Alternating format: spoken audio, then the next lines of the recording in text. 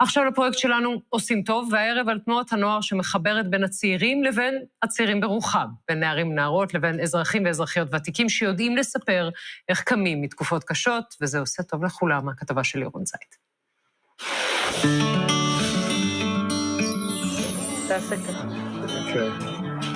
תעשה, תראה, קח יד, ואז עוד יד, ככה.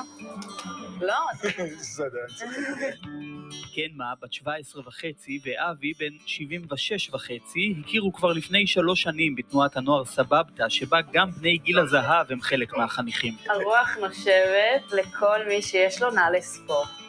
אבל קנמה ואבי הפכו לחברים הכי טובים דווקא ב7 באוקטובר, זמן קצר אחרי שהתחילה המתקפה של חמאס. יש הדקה, אנחנו רוצים לקראת ב6 בבוקר, רצה למקלט, אני סופר בלחץ, פתאום כותבים בקבוצה של הסבבתא שיש זום, ואני הייתי חייבת לשתף, לא ידעתי מה לעשות, הייתי כל כך בלחץ, כאילו אמרתי די זהו, הולך להיגמר, זה הסוף, נגמר. ברגע ששמעתי את הקול המפוחד, אז נזכרתי במלחמת יום כיפור, שזה בערך 50 שנה פלוס מינוס, וגם כן חשבנו שאוטוטו אנחנו הולכים לזה. ואז התחלנו לדבר על זה שבעצם המלחמה זה מלחמה, אבל עם הזמן אנחנו נתגבר כמו שאנחנו מתגברים כל הזמן.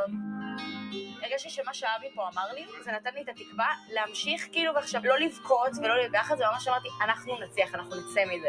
המלחמה מערערת את הכל לכולם. ושתי האוכלוסיות האלה מקבלות איזשהו עוגן במפגשים שאנחנו מייצרים כל שבוע, של מפגש לא שיפוטי, של הקשבה, של לב פתוח, של יהיה בסדר. זה דברים שהם מאוד מאוד חשובים, הם נשמעים טריוויאליים, אבל הם משני חיים. כולם. השמש זורחת. כולם. תנו לשמש לעלות. לתנועה יש כבר 12 סניפים בכל הארץ, והשאיפה היא שבכל יישוב בישראל ייפתח סניף שיפגיש בין הדורות. בסוף, לך יש נכדים, לך יש סבא וסבתא, מה ההבדל בין האינטראקציות שיש לכם בבית, המשפחתיות, לבין החברים כאן בתנועה? החבר'ה האלו, הם עדיין אפשר לדבר איתם. עם החבר'ה הקטנים אפשר לשחק, אבל לא, אין דו-שיח מי יודע מה. סבא וסבתא שלי, יש לי גם מצדים וגם מצדם, אבל זה כאילו, הם משפחה, אני מדברת אותם על דברים שקשורים למשפחה וזה, וכאילו לפעמים לא נעים לשתף עם החיים, על החיים הממש אישיים וזה, והם כמו חברים שלי, כאילו.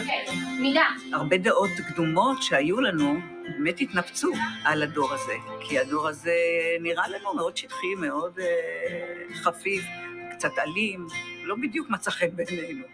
וגילינו חבר'ה מקסימים, אינטליגנטים ורגישים, וקצת הקשבנו להם, קצת פתחנו את הלב אליהם, הכל השתנה. קיץ עומדים פה, חורף פה.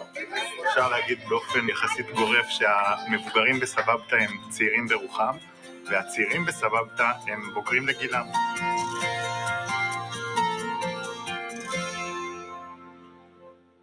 זה מקסים. אנחנו רוצים